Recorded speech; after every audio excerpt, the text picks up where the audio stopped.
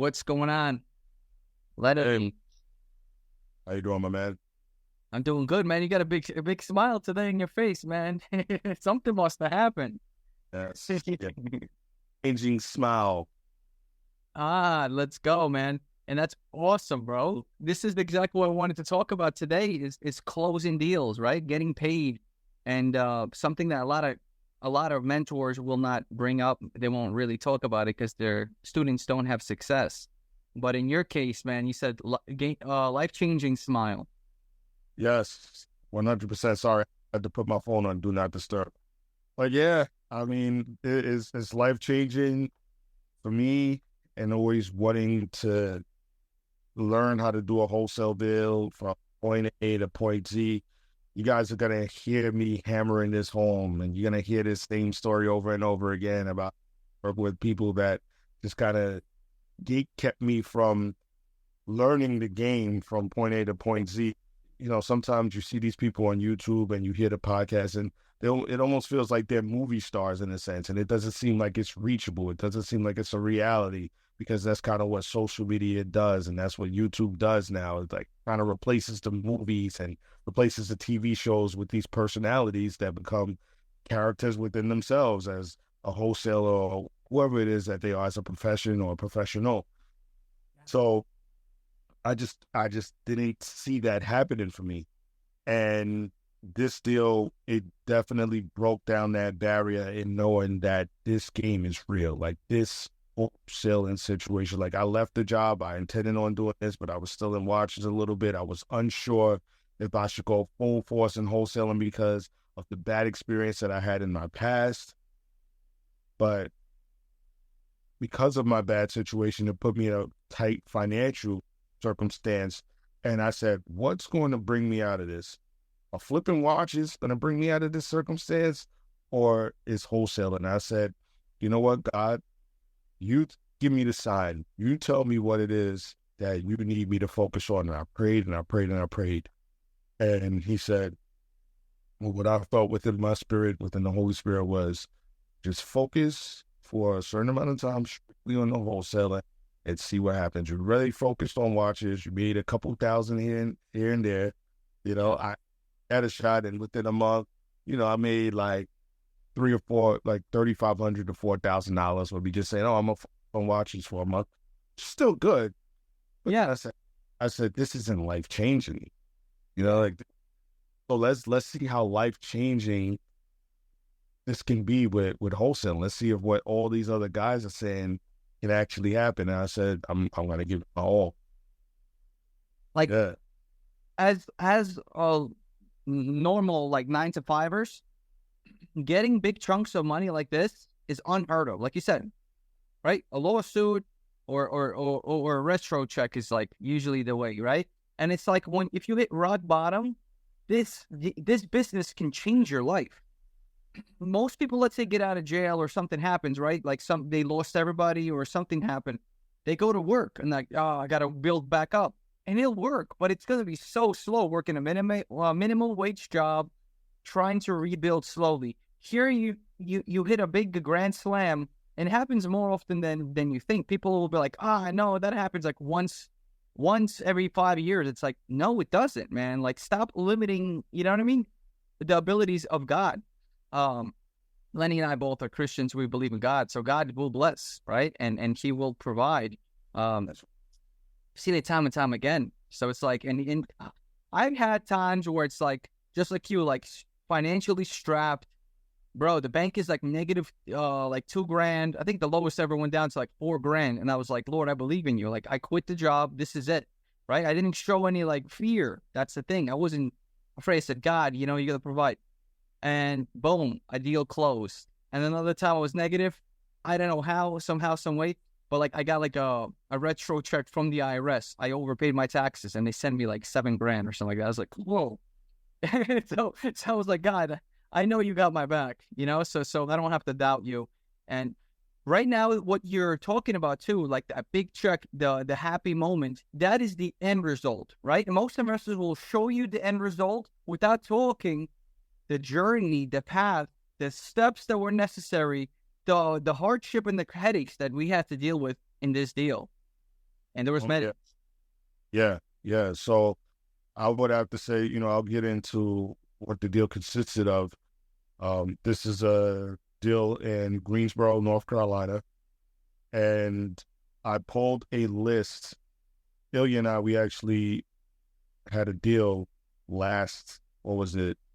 It closed in October? Yeah. In the Triad area. So I think it was in Winston-Salem, or it was in Whitsett, North Carolina, which is a suburb of Greensboro.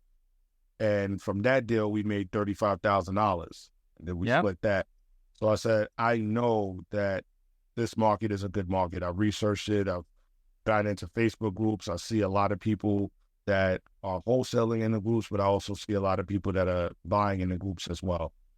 So for me, it was like, let me pull a list of absentee homeowners with high equity and a few other attributes that I don't remember off the top of my head. But the main thing was absentee landlord, high equity.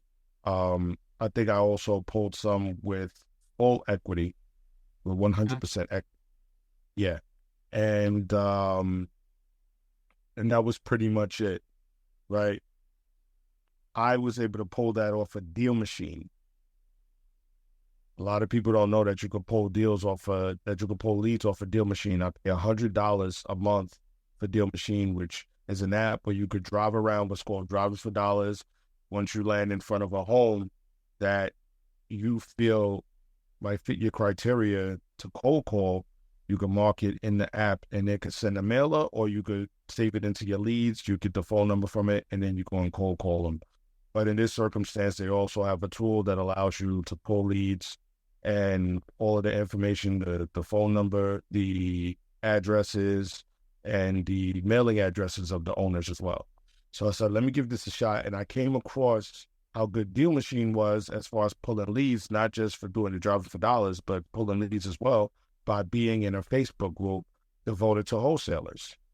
So it came from my previous trials and tribulations with doing wholesaling in the past, or trying wholesaling in the past. And I said, all right, since I'm going to go all in on this, I'm already paying $100 a month for these leads or for Deal Machine. Let me give it a shot. So I pulled, with Deal Machine, you can pull up to 1,000 leads. I pulled 5,000 leads just to give it a shot and figure out if I was pulling it the correct way. And out of those 5,000 leads, they included mailing addresses, but a lot of them were missing phone numbers. So after I filtered everything down to the point where I just pulled a list, or I eliminated the names that didn't have a phone number associated with them, I had about 3,600 leads. So I just got to calling those leads. Wow. Which is all in Greensboro. And I would say the fourth day that I really took it serious and was like, yo, let me just buckle down and call, I came across a seller that had a fire damaged property. She picked up the phone, and I said, hey, how you doing? My name is Lenny. I went through the whole script, and she said, I have a fire damaged property. And when she said that, I'm thinking like, oh, I can't really do anything with a fire damaged property. Like it's like, this isn't going to work. I've tried to deal with a fire damaged property before, but I didn't have the help. I didn't have the resources. So in any event, I was just like, oh, okay. And she was like, yeah, well, and actually we're about to list it with a real estate agent next week. So I'm like, all right, fire damaged property. She's going to list it with a real estate agent. Usually in the past when somebody says they're about to list it with a real estate agent, I just let it go, because I feel like they just want to deal with a real estate agent. They don't want to deal with a wholesaler. They don't want to deal with somebody like me, a real estate agent, by a brokerage. Their faces all over the place. They probably dealt with them before in the past. So I was just like, well, I was hungry. So I took that extra step, and that's when I reached out to my man Ilya here, and I said, hey, I have this fire damaged property. They're looking to list it. She told me that they were going to list it for $70,000 with the realtor. And so that's that. Just keep that in mind. That's another factor. They were going to list it for $70,000 realtor. So I hit up Ilya. I said, listen, I have a fire damage property. He was in a Christian conference, right? He picked up the phone for me. Thank God. I guess God told him to. And I said, I have this fire damage property. This woman is about to list it with a realtor. What should I say to her? And he gave me a script on the spot, like within 2 minutes. He said, I was like, what the heck? So the script went something like, speak to her, let her know that when it comes down to a realtor, it could take longer, that usually when you list with a realtor, you might list it at $70,000, but people are going to negotiate it down. And also there, you're not going to get the full $70,000. It's going to be closing costs that are associated with it. Then they got to market it. They got to take, pictures and do whatever. Commissions and stuff like that. Yeah. And all of that is time consuming, and she might have to go back and forth, and she might not want to deal with that. And she was like, well, all right. She was like, well, how much are you willing to offer? And I said 40,000. And she was like, all right. And this was on a Friday. She was like, let me talk to my husband, and you could call me back on Monday. And I was like, oh crap. It's the weekend. She's probably gonna talk it over with her husband, call the agent. So, but if you don't make an offer, you just never know. Right. Exactly. She said, and actually, let me double back. Once she said that she was willing to sell the property, I actually sent my guy out there. I have boots on the ground that went and took pictures for me. So okay. I'm sorry about that. I actually had him go take pictures so that we could take a look at the property, and then we made the offer, or I made the offer of $40,000. Ilya, he threw me to the wolves. He didn't even talk to this lady. He believed in me. Yeah. So the negotiation process. So I said, listen, based off of what it is that I see here, I'll be willing to offer $40,000. So she said, let me talk to my husband about it. I'll get back to you on Monday. So I called up on Monday, and she said my husband would like $50,000. And I said, yeah, I don't think that's going to work. So she was like, all right, well, how about we meet in the middle and we do $45,000? So she was going to list it with the realtor for $70,000.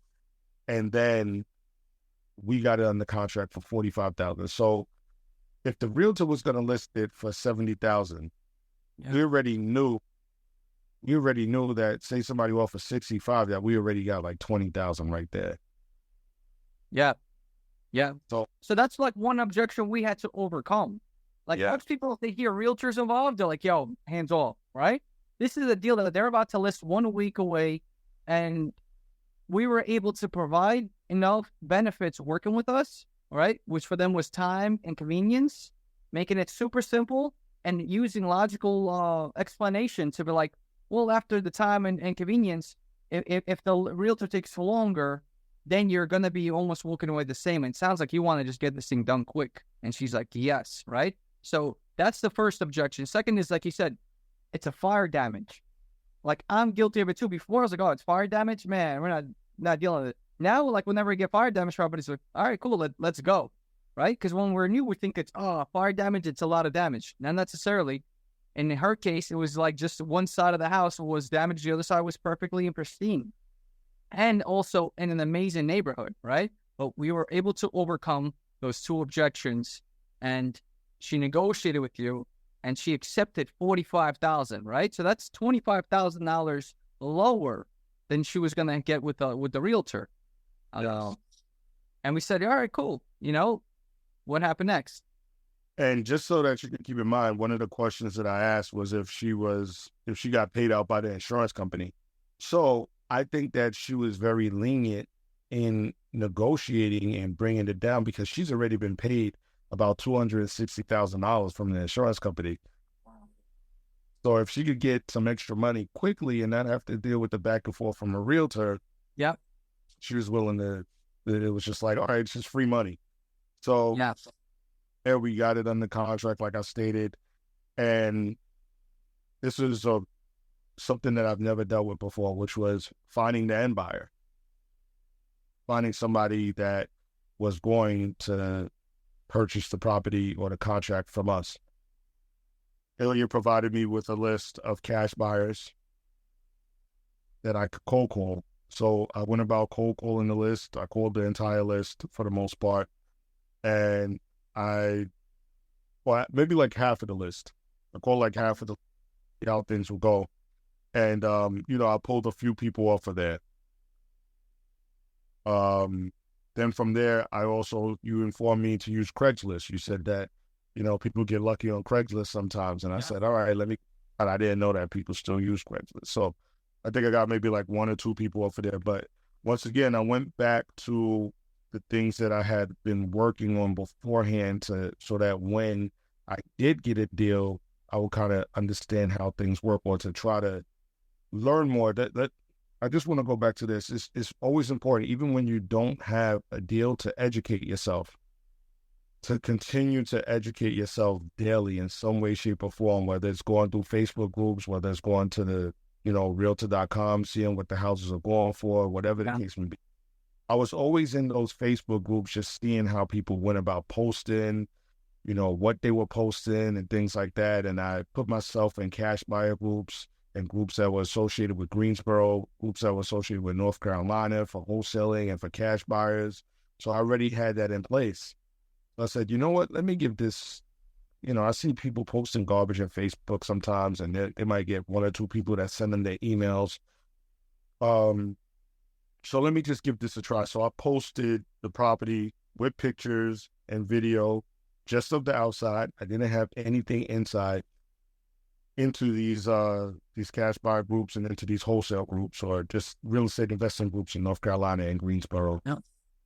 And I think I want to jump into that. So before you posted, right?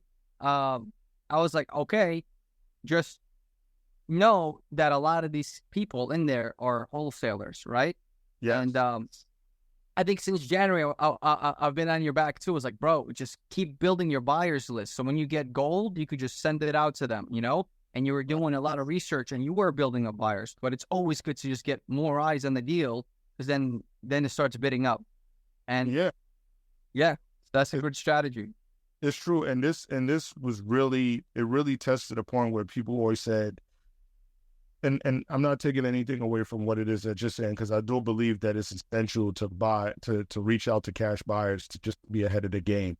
But then also people say that if you have a good deal, the cash buyers are going to flow to you. Of course. That's 100% true too. Like, when you got a good deal, you're going to sell it. You're going to know you have a good deal because you're going to get a lot of inquiries where you're overwhelmed. You're going to be hanging up the phone, picking it up again. And that's what happened to you. Yeah, so to that, I listened in these Facebook groups, and maybe like the first half hour, I had maybe one or two people in the group message, not even message me, but they responded back in the group. But then I just started getting DM, like one DM here, one DM there. Is this available? What's the address? And I said, all right, Ilya, I'm starting to get people to reach out to me. Like, what am I saying to them? Like, how do I go about vetting them? And the advice that you gave me was to get their LLC. Yeah, to overqualify them, right? Qualify them, not unqualify them. Be sure that they're not wasting our time and we're not wasting it.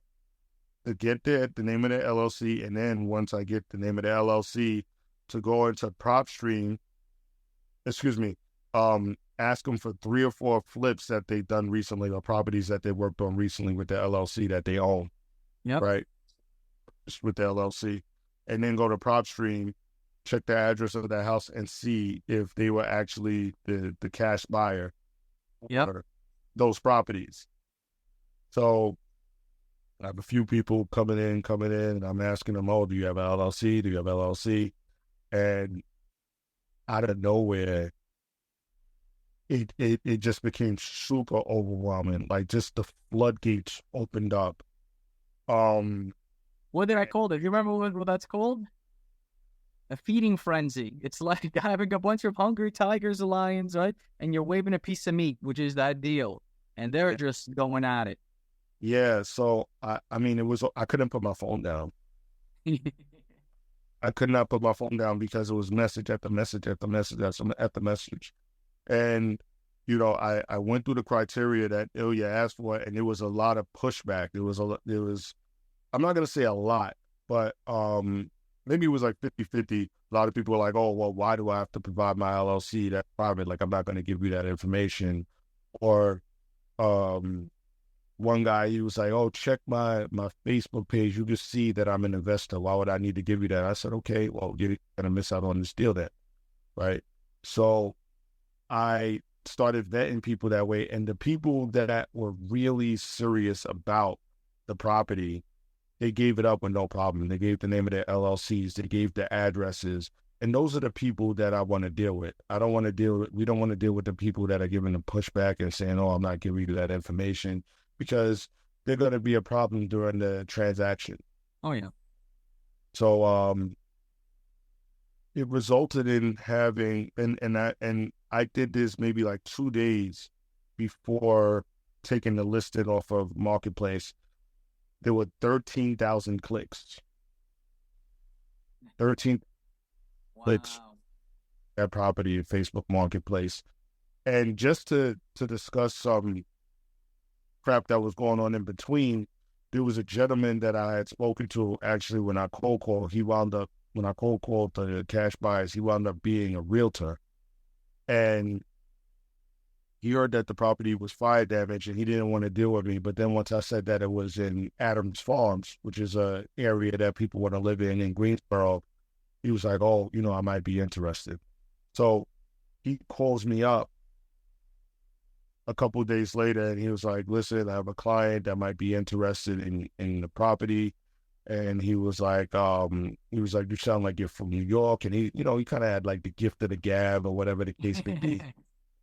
And he's like, you got to understand that, what's he saying? He was like, you and I should work together. I'm from New York as well. And you got to understand, like, I know you might want to be a certain place with this property. You might want to be at a certain level, but we could get this closed fast. I could call my client and, we could get this deal done. So I was like, well, what would your offer be? And he was like, well, let me call my client up.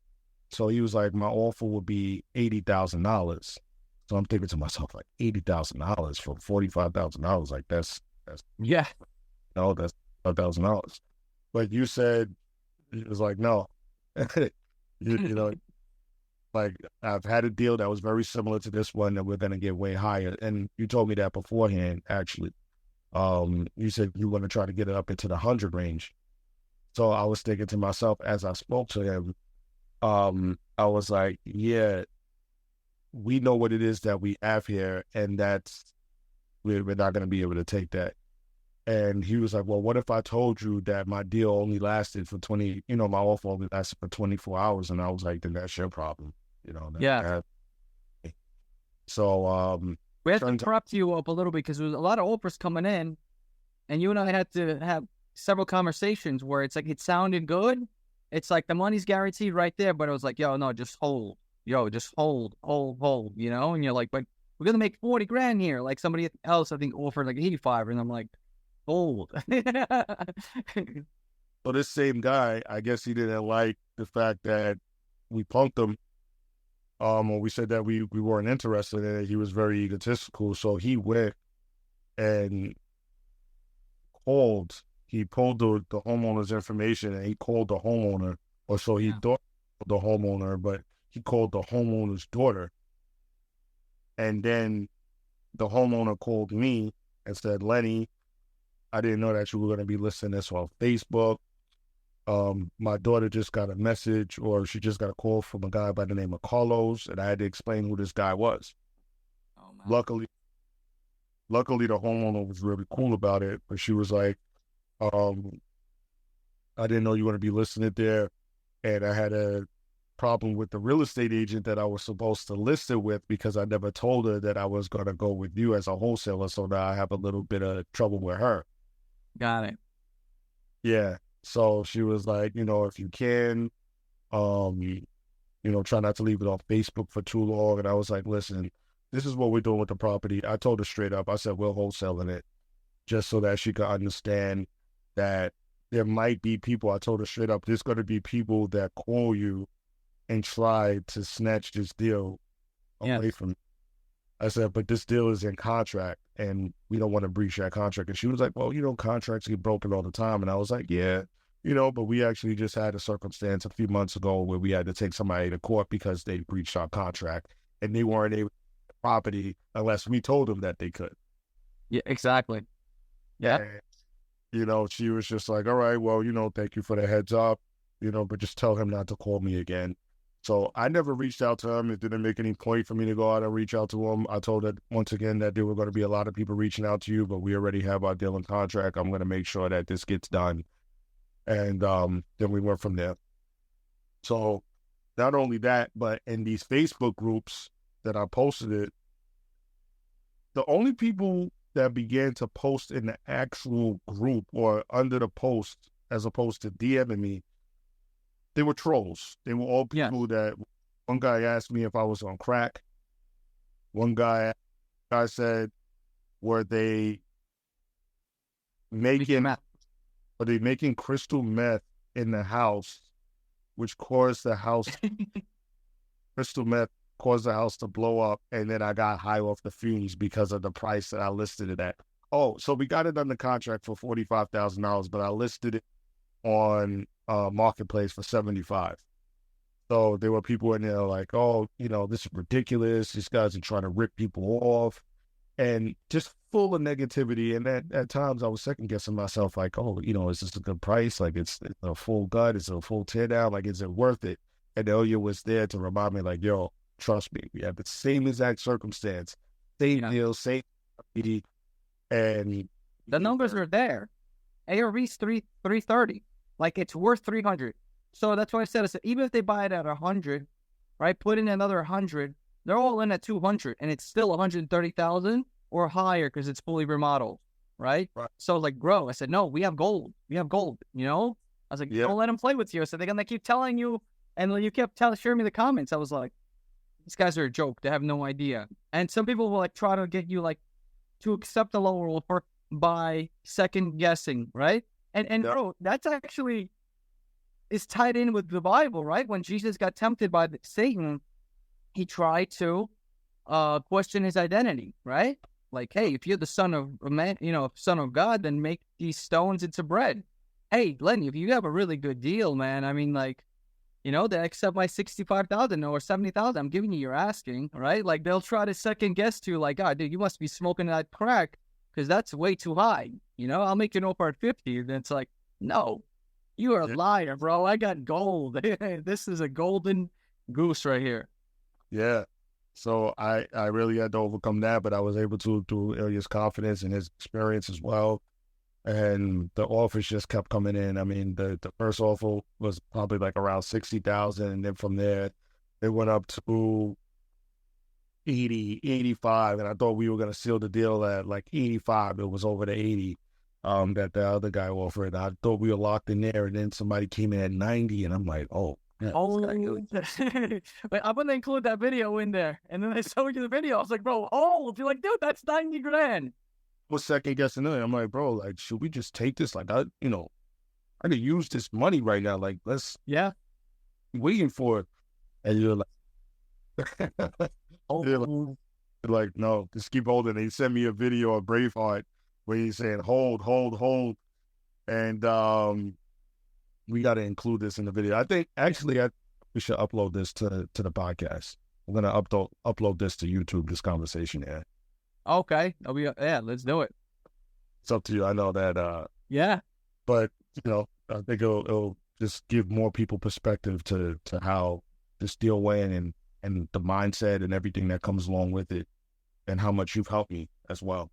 And I want to ask you this, bro. So if I wasn't in your corner in this negotiation battle, bro, what price would you most likely have accepted an offer? See, that's the thing. I was just good with $20,000. 20K. I'm serious. Like I just, that's just kind of where I needed to be right now in my financial situation to clear me up and free me of some things that I've kind So of that been tight. 65 offer, like the guy, like the broker or whoever, right? Before the broker, the first offer at 65, you probably would be like, yeah, I'll take it.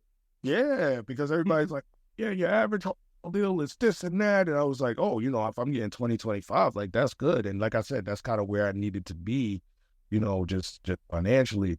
Um, but yeah, yeah, if it was you being there and, having the experience with that other deal with the same ARV and same, I would have let it go. So, it came down to the point where the last two offers were 108 and then 105.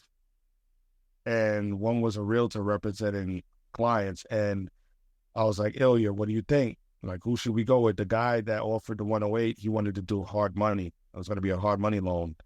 And the realtor, it was going to be all cash, but it was 105. So I said, Ilya, what do you think? And you were like, tell her 115 and we're done. And that's when you lost it. You're like, no, dude, it's like we're gonna scare them off. They're gonna run away. They're gonna think we're crazy. I was just, I was like, this is crazy. So I said, 115, and the deal is sealed, and that was all through text. And she said, the client accepted. And then I was like, we probably could have got 120. But crazy. All of this was done over the phone, like through text. You're in New York. The deal's in North Carolina, via text. Not even phone calls, negotiating, just speaking. Yep. So we sent over the contract for the end buyer to sign. Yep. And from there, we had the deal tied up. Yeah. And then the seller, the same realtor at the end, because we're like, hey, look, we know that we're going to be making money on this thing, like, is your buyer going to feel a certain way that we're making a good amount of money on this, I said, oh, absolutely not. Because we know if like you guys could have probably sold it for like, $20,000-$30,000 more than we're locking it up now for. So he's getting a great deal. So I was like, wow, cool, yeah. Right? Two things, like, wow, cool, they're awesome. They don't care about seeing our assignment, and wow, we actually could have sold it for a little higher. But right. At that point, that was the best offer that we had in our, like in our hand, and sitting, waiting, and trying to get greedy. That's how you could cause more damage and lose the deals, right? Because the seller's like, yo, I want to sell quick. We said that we're going to provide a quick service, so at that point, we have to just meet that, right? We have a deadline. Let's meet the deadline. Let's move on. We made $70,000. It's a blessing. What was it? 3 weeks? Maybe. Yeah. 3 weeks? Or the most? Yeah, exactly. 3 weeks from start to finish, from lead being born, coming into the system, speaking, negotiating, locking a contract, and then pushing it out. Right. And we did a double close, which is, I don't know if you want to explain that, because you could probably explain it.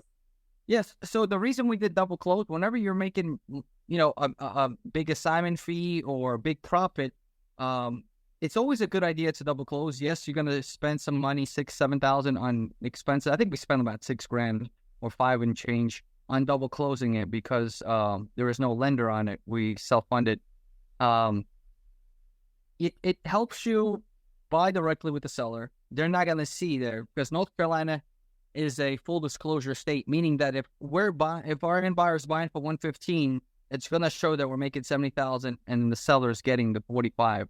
And, anybody would be like, whoa, you're making more money than me and I'm the owner.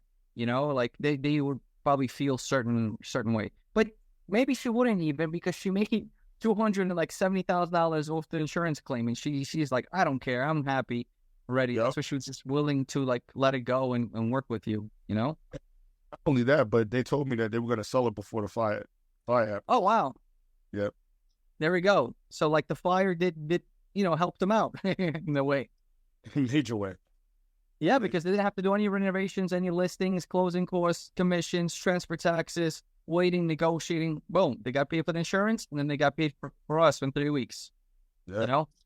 Yeah. So, from there, with us getting the contract signed and doing the double closing, the actual transaction, it went pretty smooth. One thing that Ilya taught me is that with these title companies, sometimes they can be very swamped in their work. So you really have to stay on top of what it is that they're doing as far as the paperwork and as far as the money that needs to be deposited, and if everything is signed, and just understand if the title search has been done already, and just, I felt like I would be nagging them, but I realized after going through the process how much you have to be on top of these people, because they have so much work on their hands. And for us, it's like, oh yeah, we're about to make $70K, but meanwhile they're working on deals that are multi-million-dollar deals, and $70K probably doesn't mean much to them.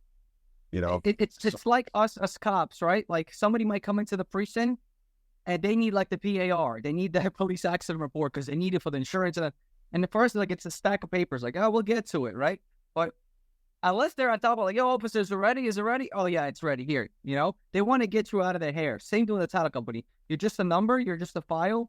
And if you're not bugging them, they'll get to it eventually. Right. That's a good analysis. That's a good, yeah. Yep. No, yep. Staying on top of them and getting everything done as it should be. We were supposed to close on a Tuesday, but we ended up closing on the Friday, and then the money. And so here's another part of the story where my patience was definitely tested. So the wire for the deal that everybody received, the seller, the keys for the end buyer, they received the property. Ilya, he received his cut. Yeah. I didn't get my wire until yesterday, when everybody else got their wire on Monday.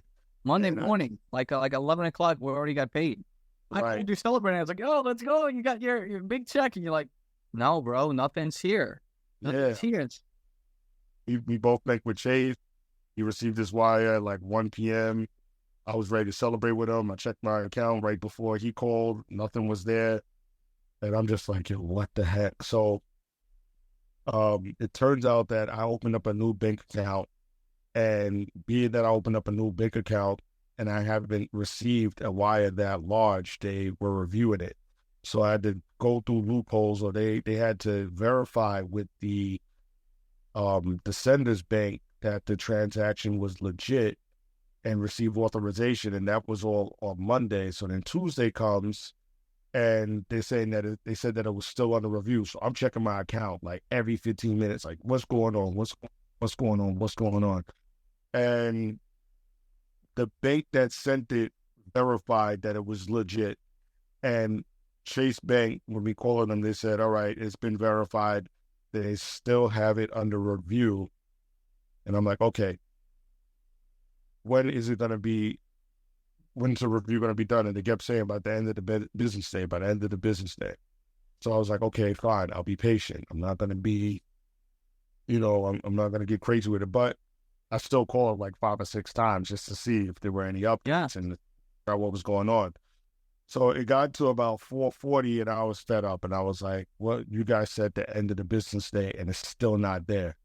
So at that point, I just had to get very assertive and say, this is unacceptable. You're leading me on. You said it'll be done by the end of the business day. I don't get it. And then she said, you know what, hold on. I'm going to see if I could get them to expedite it. And, after me making a stink and having to yell a little bit and raise my voice, they released it. And then I had to wait a couple minutes to get the wire. And Ilya, you made a great analogy when it comes out to that with, being a police officer. Yeah, exactly. And I said, I don't understand why people have to wait for somebody to get upset, to get angry in order to serve them, right? Like when we come into a conversation with somebody, we're bringing love and happiness in our voice and we're asking politely, and people seem to kind of forget it. And I said, bro, remember when we were cops, sometimes the crazy loud prisoner is the one that would get all the attention. You take him to the bathroom, you give him chip, you give him some food, right? And then the nice guy who asks you forget. And I was like, I'm guilty of it too. Like, I'm like, yo, this guy did ask me to use the bathroom. I forgot about it, right? But sometimes we have to make some noise to remind these people, like, yo, we're here. Like, take care of us too, you know? Right, exactly. So that's what I had to do. And then once I got it, I called up Ilya and we just went crazy. So, Yo, let's go, bro. Congratulations, man. man, First big deal. first big That's deal. yeah. And I asked for God to send me a sign, and He made it very clear. Like, this is what I need to focus on. This is what I need to build. We need to build with Ilya. And Yeah. I need other police officers to know that this is possible. You start at part-time and you can parlay into it. Like, I started part-time even though I was working with other people. That sucked. But I learned a lot. Even though I complain about the process and who I work with, I did learn a lot. Not necessarily from them, but just from the experience. Yeah. And I'm thankful for that. I'm thankful for the hardships because it has taught me many lessons I could apply to the future to make this very fruitful and profitable and to help other. Exactly. So now the seller sold her house. You spoke with her. She was excited, right? So you provided a good service. She was thrilled from what you told me, and she paid off her car, right? She's like, oh, I got the money. I paid off my car. Yep. So, yeah. So she was pumped, dude. So when people are like, oh, wholesaling, you're scamming people. No, you're providing a service. At the end of the day, they have to make the decision. You're providing them a service. Yes, you could list it, right? With an agent, you have to do this, this, and that, or you just go with us and we get it done, in 3 weeks. Yep. And to be honest, if the title company didn't drop the ball and all those issues, we would have closed in 2 weeks. We would have closed the week before, Yeah. And it's like, wow, man, but it was a lesson once again, like, wow, like a title company could really make so many mistakes and miss so many documents and only ask for things last minute. And I'm like, yes, they do it all the time because they're swamped, right? And like Paydays trying to put in the 61, you're like, oh, is that one in yet? They're like, oh no, we need corrections and need this, that, but nobody told me, right? So it's just like that, guys. Like, just know, yes, they're a professional company, but they're human. They make mistakes, and being them on top, right? Control the deal. That's what I was saying. Yeah, you had to reach out to the supervisor, just like sometimes people might have to ask for the sauce, right? That is not exactly. I was like, what is going on here? Yeah. Now, I actually want, because people talk and they don't show, right? Like, I want to share. We do not like to brag, right? It's not biblical, but we do want people to understand what's real, right? When somebody told me like, yo, I made $5,000 off a wholesale, I said, how? Like, right? But like when you see it, you're like, whoa, well, that's tangible. Now I can see it. Means I can fight towards that dream, towards that goal and reach it and grab it, right? You could only, a lot of times, like people say, like you could only make what you can imagine, right? Or like if you're like, no way I could be a millionaire. You'll always gonna be broke, right? With my man Ilya here, he's made it happen to the point where the stories that I'm used to hearing when I listen to like Wholesale and Inc. or I listen to YouTube when people talk about wholesaling, I always hear these grand stories about how they closed a deal for $30K or $40K and, that just changed their life. But in this circumstance, this deal was a $70K deal. Oof. Damn. It's a game changer, bro. And boom, here we are, $70K between Ilya and I. We split that after closing costs and fees that need to be paid out to a real estate agent that actually found a client that was interested in this property. After everything, we got paid $32,000 each. And who's making $32,000? And I'm not saying that I'm doing this a month, but this is what I plan on being the standard. But who has gotten $32,000 in one shot, unless it was like a retro check, or you shoot somebody, or you hit the lotto? Exactly. Yeah. It's so. I couldn't even sleep well last night. Really? Like, better the night where I was concerned about the wire than I slept once I actually received the wire. That's so funny.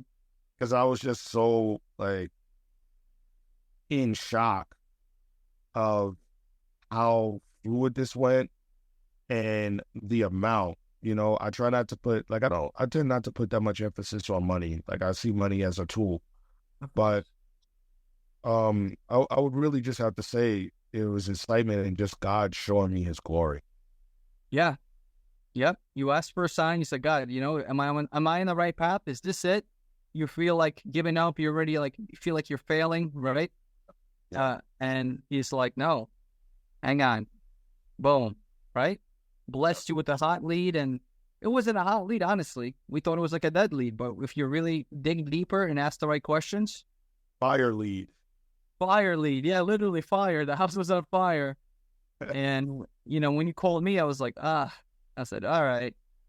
But then, like, what's she asking? 70. I said, well, wait, 70 is going to listen for 70. That's pretty good. We can get it lower, as investors. And she don't have to pay commission closing, and taxes and all that stuff. I said, we can definitely get this thing done. And there it is. Now you guys see the end results. Yeah, man. So it just gives me the confidence once again to just go full force at this and don't let up. Yeah. Anybody about it? You have the resources, you have the help. I mean, Ilya, he's the master here. He's very busy, but if he gets overwhelmed, you can reach out to me. Yeah. I can help you where I can as well. And yeah. That's it. So, we want to thank everybody for tuning in, hearing this out, learning from it, right? And getting excited and taking action. The whole point of this is to share what's possible, because when we were cops, we really didn't know what was cop. And you don't have to be a cop. One of my friends yesterday was on the live with us. He was a dog walker, but he's tired of, dealing with the winters and walking with dogs in the winter in Manhattan. And people, if they see a vision and they want to start their own business and try it out, real estate is the best vehicle to get you started and to have great success on it. Yeah. And we started this call just so that you could keep it amongst your coaching program. But, Yeah. that if you want to share it, do you want to share your Instagram or where people can find you so that... That's for sure. Yeah. I respond the quickest. So it's at the Investor Cop is my Instagram. The Investor Cop, right? I was a cop. I was an investor. And I just kept the name. All right. So reach out to me, send me a DM. Or you could always send me an email too, right? But I think that Instagram is probably the easiest way, to be honest. Yeah. I get lost in the junk mail, like the Tata company did with RTO. Yeah, and I wound up putting it on one of your platforms. Mine is at Purpose Over Pension. Yeah. One is best way to reach me. That's right. So like we're also focusing on starting a community, right? Right. That's right. The finest purpose, where we are uniting to do streams like this, to make videos like this for people who are interested, people who want to learn and grow in business.